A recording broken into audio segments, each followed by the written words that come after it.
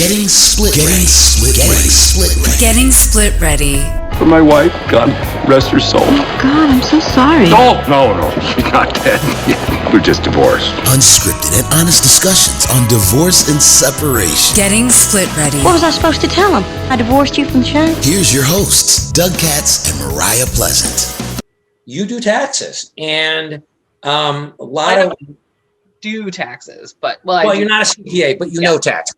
I know taxes. You do your own taxes. You did our company taxes for a while, but it's tax time, right? And I think it's a later tax, belated tax time, but people are thinking about it, and I thought it made sense to chat a little bit about changes, planning. I think coming out of COVID, a lot of people, there was this divorce wave people were talking about, and I don't know if it'll come or not. I don't, the attorneys I talked to think either way, but there could have been people waiting for safety or other reasons until everything opened up. And tax planning is a huge part of divorce. So what's going on in the tax world? Everyone's talked about the divorce wave pretty much since, 2 weeks into the pandemic, right? When we were all at home and like, oh, this is going to be rough. And it might, right? But it's also got some challenges to it. So maybe it is pushing people towards divorce, but if they're pragmatic and one person has lost their job or they've depleted their savings, maybe the timing is a little difficult. So we probably will see some spike in divorce percentages from this, but it might be kind of drawn out, kind of like the people who are doing the mental calculus on their homes. They're doing a very similar calculation, as unromantic as it sounds, with their marriage. There are some tax changes coming. There are increased child tax credits this year that some people are going to see monthly checks beginning in July. It's a really big deal for families that are lower income or poverty level to be getting those monthly checks for the kids. Can I ask you a question about that, though?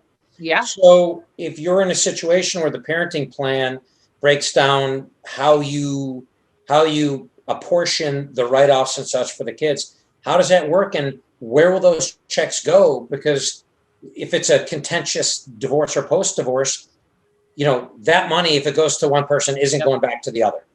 Well, so this has come up a couple times in the last year or two with stimulus money, right? So the stimulus money follows the child.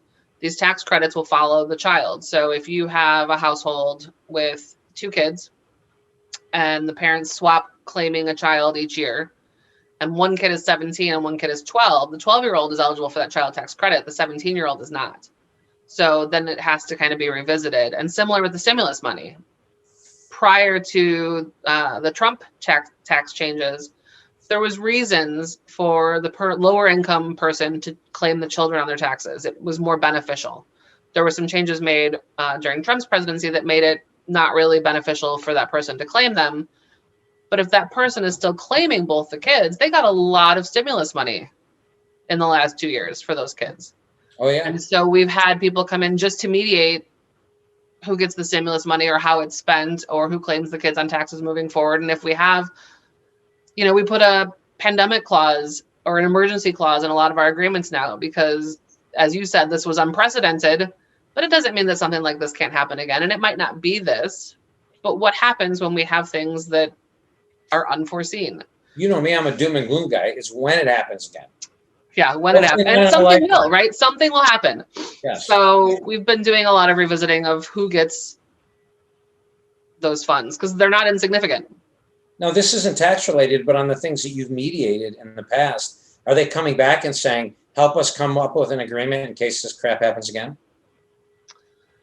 No, people aren't usually that proactive. It's more of, our parenting plan doesn't work at all because my wife is an ER nurse, or my ex-wife's an ER nurse, and I don't want the kids around her. And she, how do we do a parenting plan that was shared when life changed? Right. Or, a lot of times people, they have 2 kids, they remarry, they have 2 kids. Maybe one of the new kids is an infant or is immune compromised, and this person is still sending their kids to school, but this person is completely shut down. How do we figure out how to make that work? And so it was all completely unforeseen, but brings up a lot of really good questions.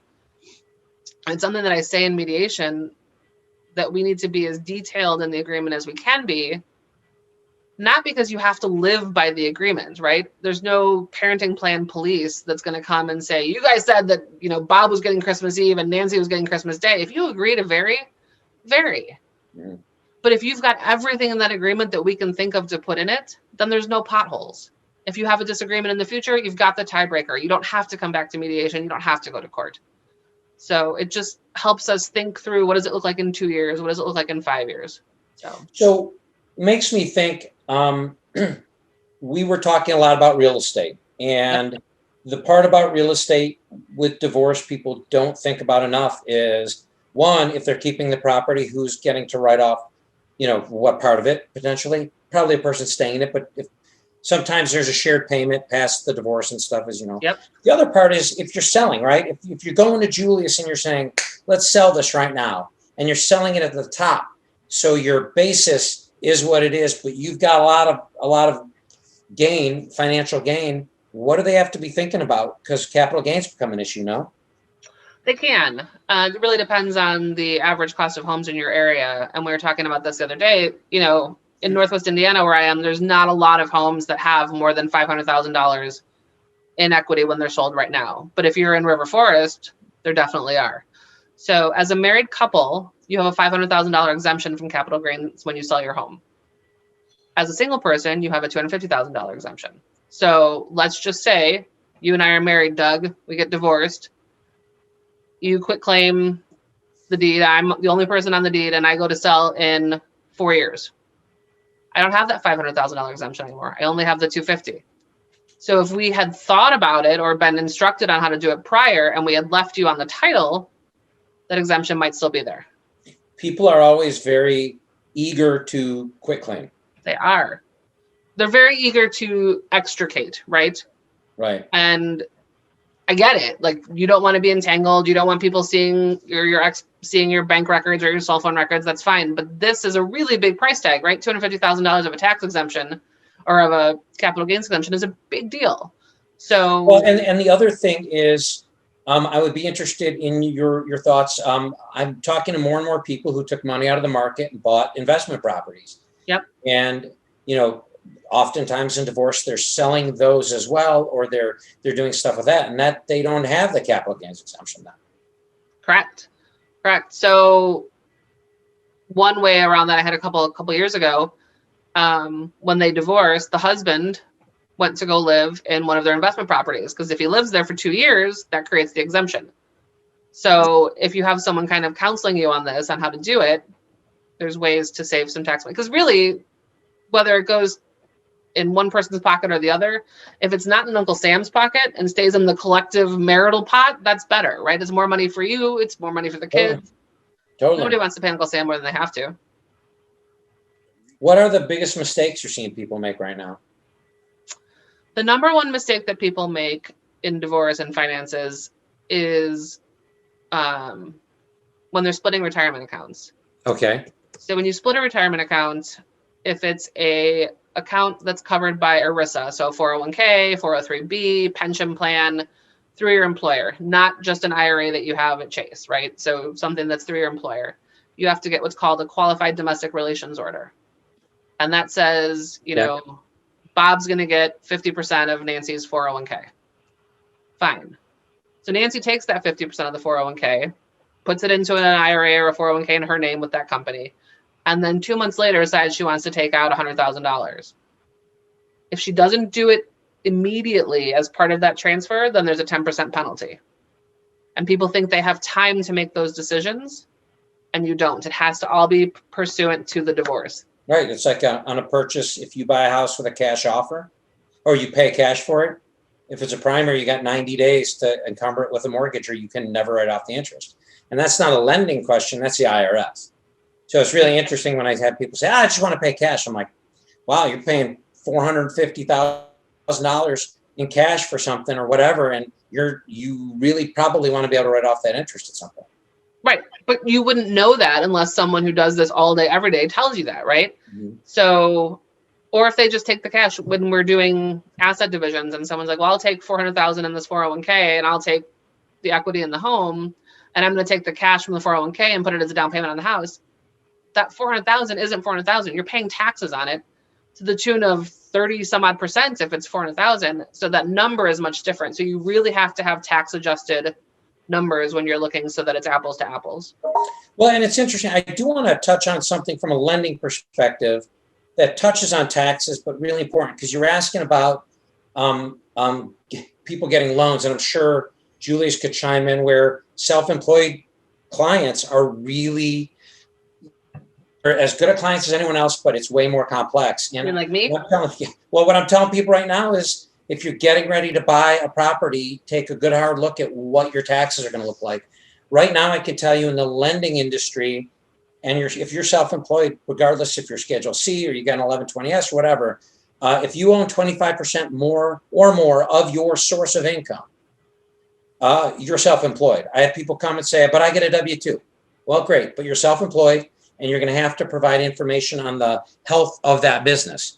So typically that means between 1 and 2 years tax returns, depending on what the underwriting systems say, all schedules, and a year-to-date P&L with at least 90 days bank statements validating the P&L.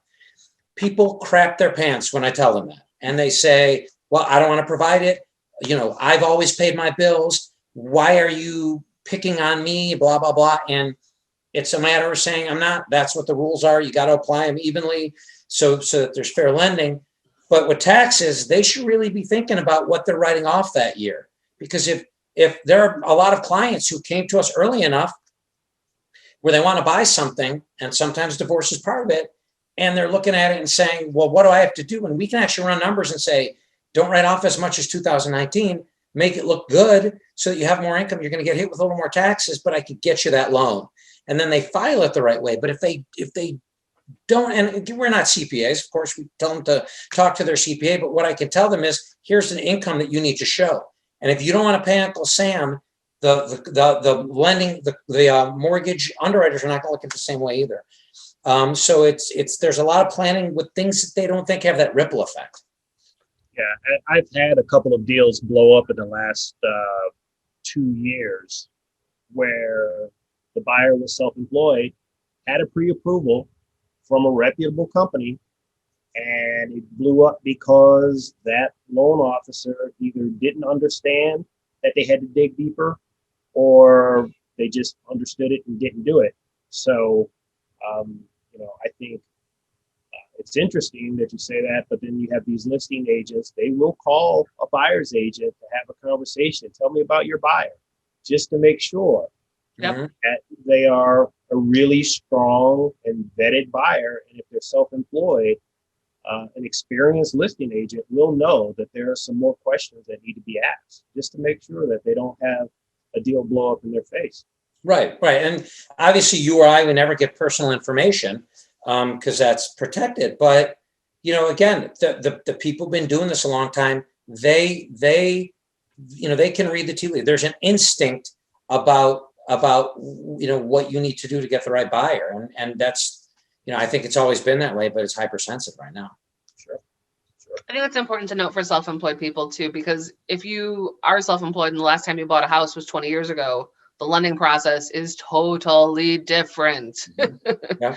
You don't walk to the community bank and be like, hi, Bob, and just sign here the way that it used to be for, people who were invested in the community and had businesses or whatnot. So it's very different, and it's a different ballgame.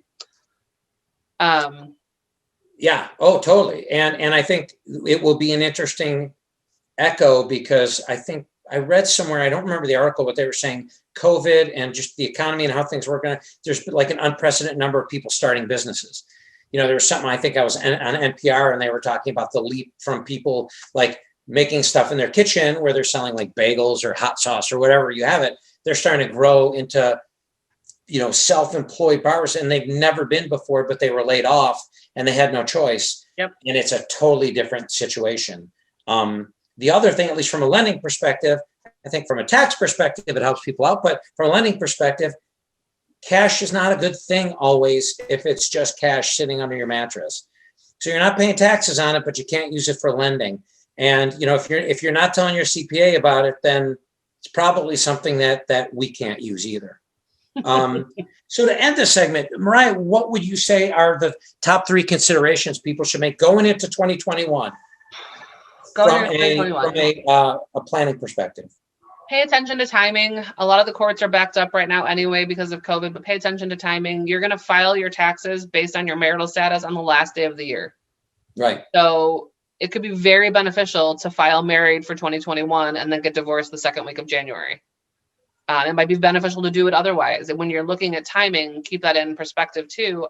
And I always encourage people to consider health insurance at the beginning of the process, right? If someone's going to lose health insurance pursuant to the divorce, do all your doctor's appointments. Spend the next 2-3 months while we're figuring out the details of the divorce.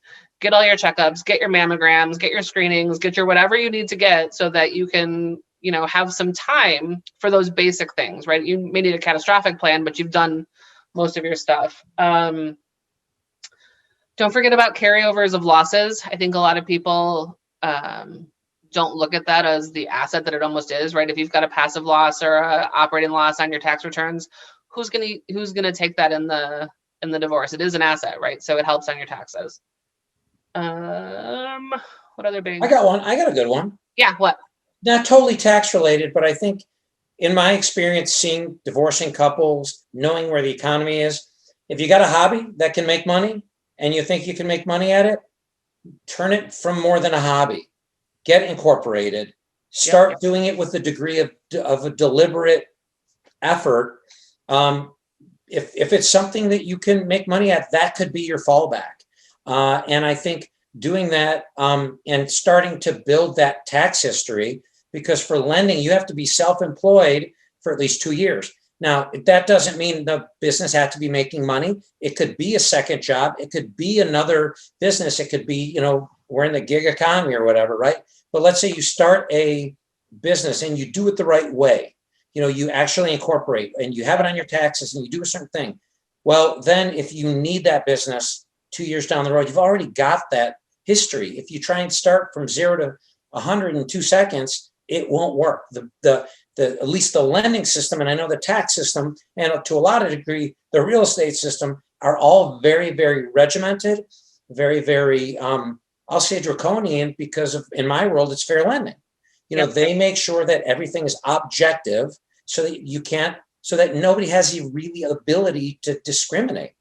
Well, that cuts both ways. You can't discriminate, but you can't make subjective decisions. So if you could do something now where maybe you can show a little less income from a tax perspective, which is great because your business could lose money over a certain amount of time. Do that. Think about doing that. And then you got something to fall back on or not really retire. So that would be my addition. Yep. I'll wrap it up with the numbers don't lie, right? So if you have been claiming no income from your business for a couple of years and then you want to be self-employed and buy a house, you did a good job of shielding your income from taxes, but it's not going to help you buy a house. Right. If you are in the gig economy and you want to come to the table and say you don't have an income when it comes to child support or alimony, but yet you're paying your bills and you're paying your rent and you're paying your mortgage, you do have an income, and it's easily deduced by looking at your financial statements. So It's easier just to come with full disclosure because the numbers are the numbers. Right.